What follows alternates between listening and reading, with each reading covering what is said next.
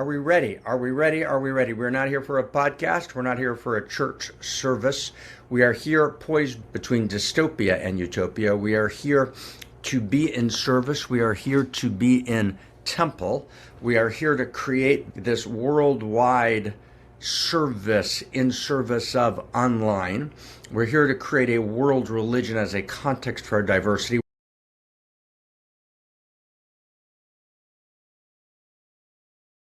We're here to break open philosophy at its leading edge.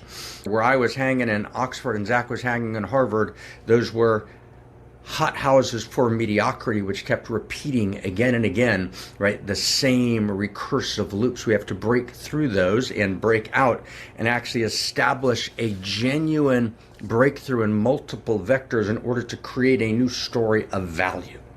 And that's new story of value as we are posed and poised between utopia and dystopia is our only response to the meta-crisis. And the meta-crisis is real.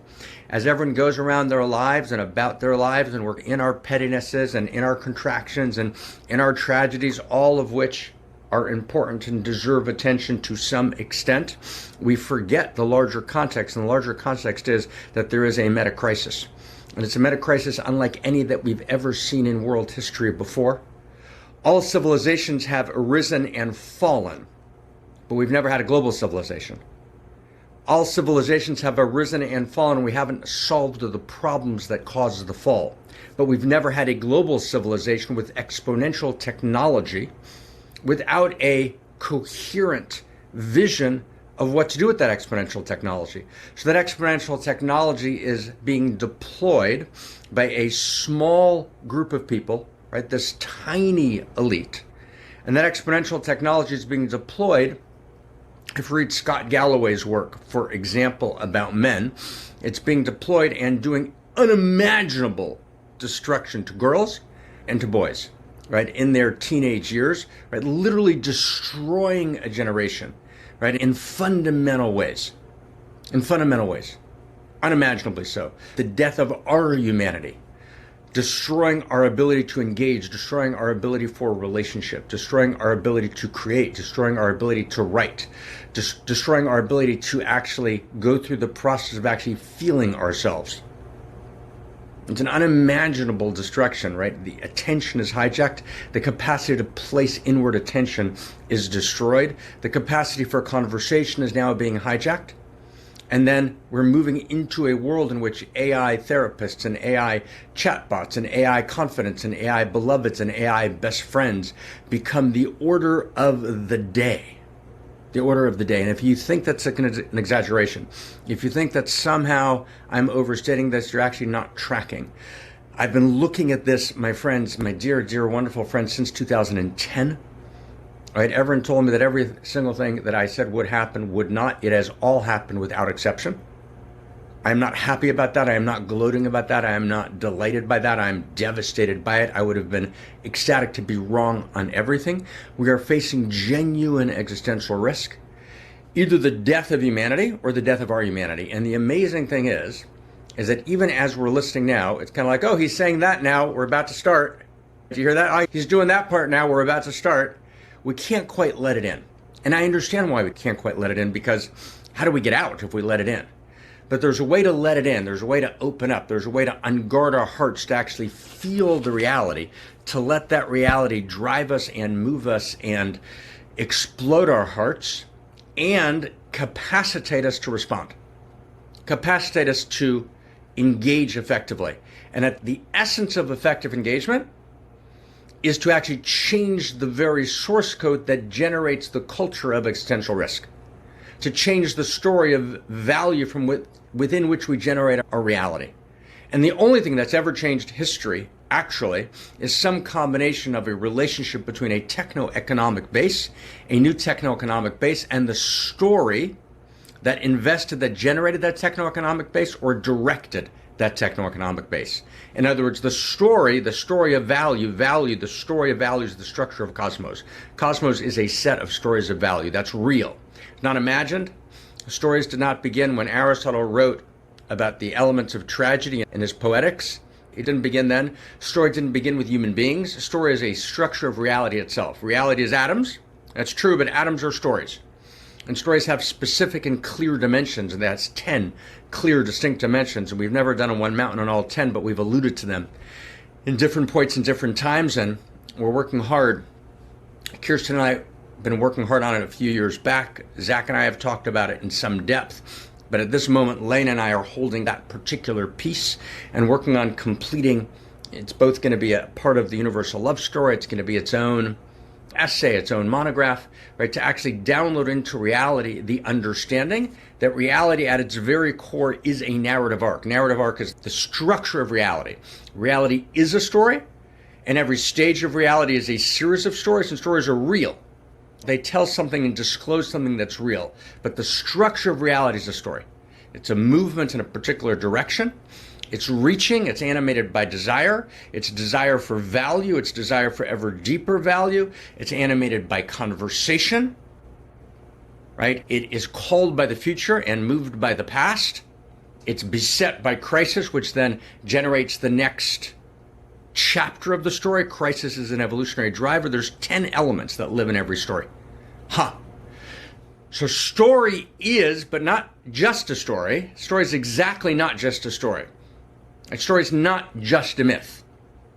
And even those who say, okay, yeah, we understand story is important, they mean story is a myth. Myths are important. Made up shit is important because somehow it compels us. No, that's not what we're saying. If made up shit is what's important and it's just a myth, well then, who makes up the myth? And how do we create actually a shared story of value that can actually create the global resonance and the global coherence that allows us to have the global coordination that responds to the global challenge of existential risk, because every single existential risk is global. So if we can't have global coordination, we can't respond. It's impossible. To have global coordination, we need global resonance and coherence, which has to be based on a kind of global intimacy. And intimacy only comes when we're in some deep and real and profound sense in a shared story. So the root cause of existential risk, which is a failed set of stories, a failed set of success stories in which each individual group optimizes for itself and sub-optimizes the system. So how could it be that a small group of technology companies, knowing full well the data at hand, can move to destroy a generation of girls and young men? And there's no hyperbole in that. There's no exaggeration. I've spent time before.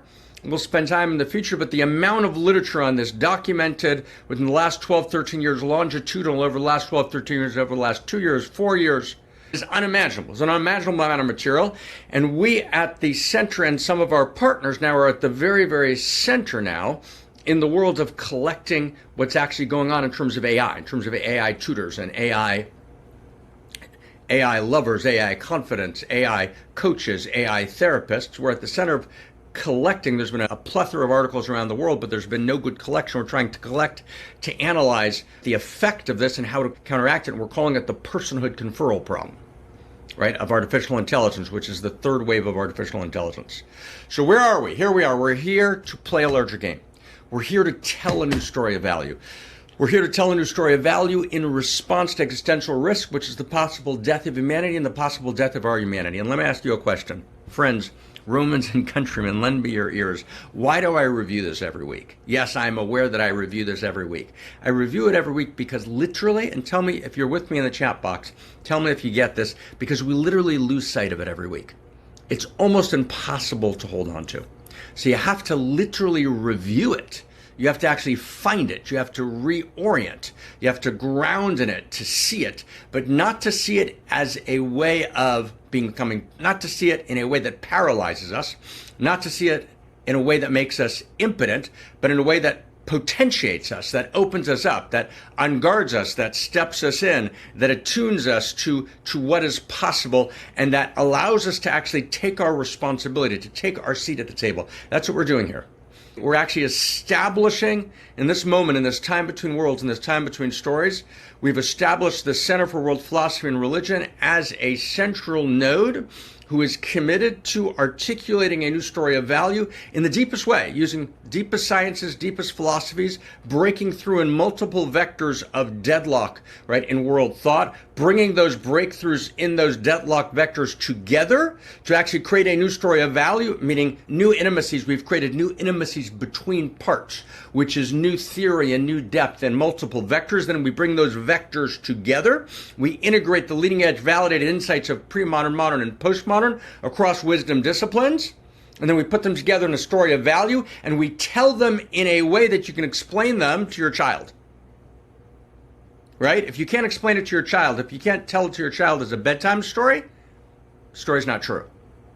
And if it doesn't inspire your child as a bedtime story, and your child means our children, it doesn't have to mean the child who's sleeping in the bed next to you in this moment in time. It doesn't matter whether you have children or don't physically in this world. Our children, the child in us and the children of the next generation, those are ours. And I can't tell you how many of us who are here today have children who have gotten devastated in the last 12 years, just destroyed, right, by this breakdown. But that breakdown is now exponentializing across the system. Does that make sense, everyone? Are we with me? Are we with me? Who's ready? Who's ready? Who's ready? Who's ready to go? Are we ready to play a larger game? Are we ready to play a larger game? Are we ready to participate in the evolution of love, which is the evolution of culture and consciousness, which is to evolve the source code itself? No New Age sop, no fundamentalist regressiveness, and yet New Age has important moments, and fundamentalism has what to say, and no reductive scientism, right? No dogma, right? Direct radical empiricism. What do we know that's true? And let's go. Okay, here we go. Wow. Okay, so let me just do one more thing. It's 1:23. Okay, we've got a lot to do today. I got to check in on just one other thing. This is just for intimacy. Just for intimacy. Just for anyone. How was the introduction helpful? Did that orient us? That's a practice we were practicing. Does everyone get what we weren't, it wasn't information, we were practicing. We're bypassing the stuck place of the ordinary prism, right, of, right, the kind of matrix reality. We bypassed the matrix, we ended the trance of the matrix, we accessed the real. You can feel the real awakening in you, you can feel the real enlivening in you, and from that place of the real, from source, we can change the source code. Does that make sense? From source, we change the source code.